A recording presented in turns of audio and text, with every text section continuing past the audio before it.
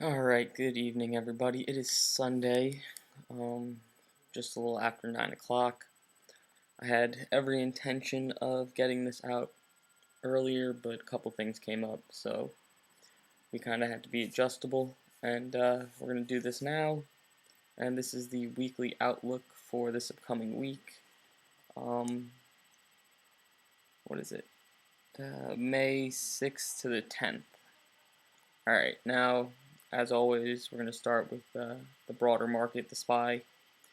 I took the liberty of drawing a whole lot of stuff here. Most of it you don't need to really pay attention to, but I had it up because I was working on it earlier. I am looking for the short again this week with a target right around here, but I think we might see a bounce for 40 some odd point or 40 cents. 162.23 is my high that I'm looking at for tomorrow. I don't expect that to break. I really don't even expect that to get hit. I think what we are realistically looking at is a bit of a slump tomorrow. My first target is 159.7, then 158.1, and then 157.7. This is kind of my low end here. If this 157.7 breaks, we're going all the way back down to 153, and that's going to give us a big short opportunity. Those of you who have been watching my webcasts know that I'm really looking for this short. Like I'm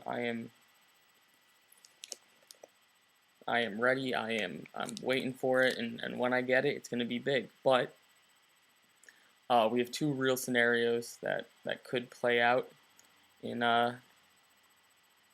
next week or so. We have option A. We come down here, break this 159 and change, bounce off the 157.7, and then go back up for new highs and so on and so forth, which I think is probably the more likely situation.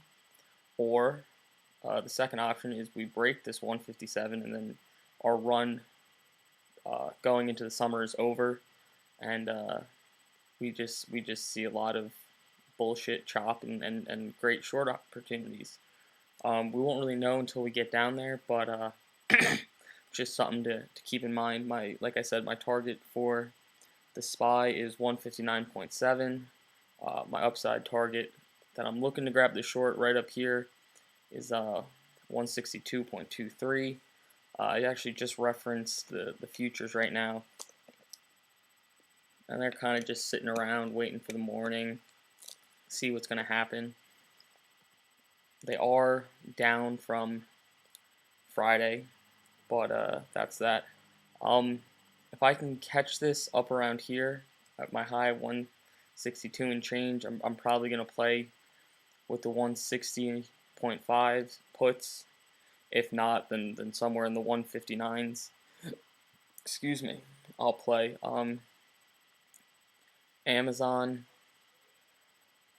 I really want to be bullish this Amazon, but I think with the SPY, it's just kind of going to get hit. We have kind of a little double bottom here at the lows. I think the difference was like 3 cents or something. Yeah, 3 cents of a difference, so I'm just going to call that a true double bottom. I'd like to see it go north a little bit. I do see some real basic signs in these techs that these techs are going to kind of play against the broader market, except for Apple, Google.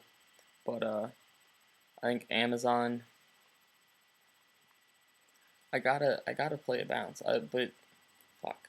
So this is where it gets difficult. Is everything's telling me that Amazon wants to go up, except for the market. Let's see. What to do? I'm gonna go ahead and say that Amazon comes back down. Yeah. And I'm gonna put a price target right at 254. 2.3. Again, I'm not really sure that this Amazon's going to coincide. It could very well see into the 260s. It is in a general downtrend right now, but I think the big short opportunity will be once this double bottom breaks, and we see what really happens there. LinkedIn got absolutely mashed out on Friday. I'm not even going to look at that. I think you almost have to assume right now that it's just going to continue to fall and continue to sell. And if I were to put a target on it, it'd be like 167, 168. But I'm not going to even look at it this week. Netflix, I like Netflix to break these highs. I'm a big believer that Netflix is going to see somewhere around 238 in the very near future. That's kind of what has me thinking that this the SPY is going to continue to break these highs after a little bounce. But Netflix, I'm going to say 220 to start. That's probably going to be a 2-day target. Actually, I'm.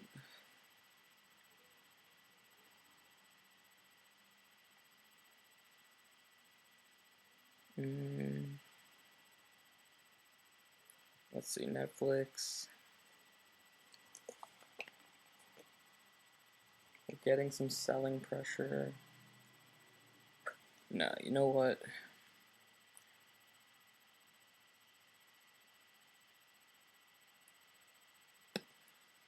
I gotta go with this short. Actually, nah. Netflix to 220. Actually, 219 and change.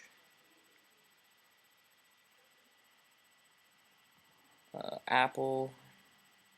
I want to see Apple come back into my bands here, so right around 239 or 439. 439 on the Apple. Google is another one I want to see come back in a little bit off this fresh high. I don't want to call a freaking 20-point move, but 829 looks good. Actually, no, it doesn't. I'm going to say, what did it move? 15, 10. So we'll say 833.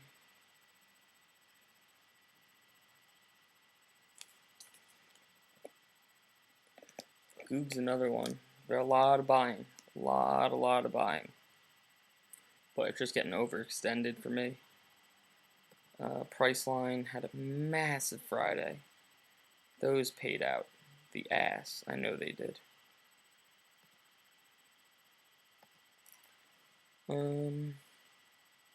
I like Priceline to break that.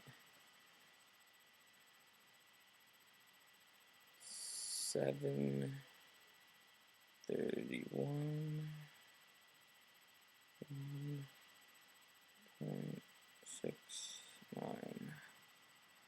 Alright, Goldman.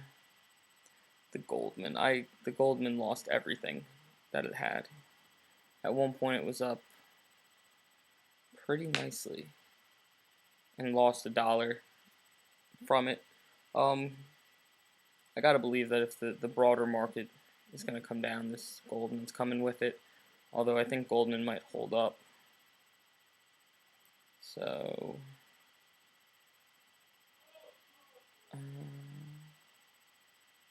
let's see, you know what? I don't usually like to do this while I am webcasting, but I'm going to give it a buffer. I'm going to say 142.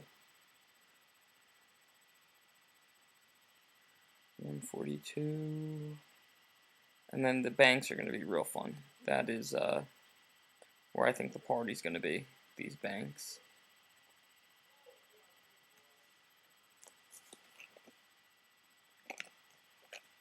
This Citigroup looks like it just wants to hold. Well,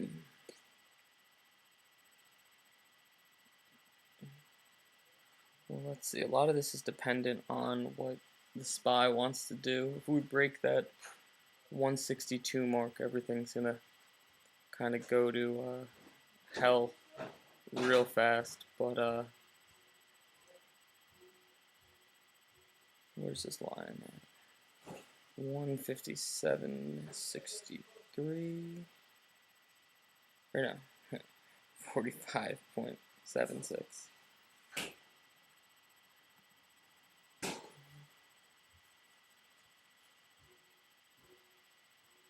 This Bank of America 12.11.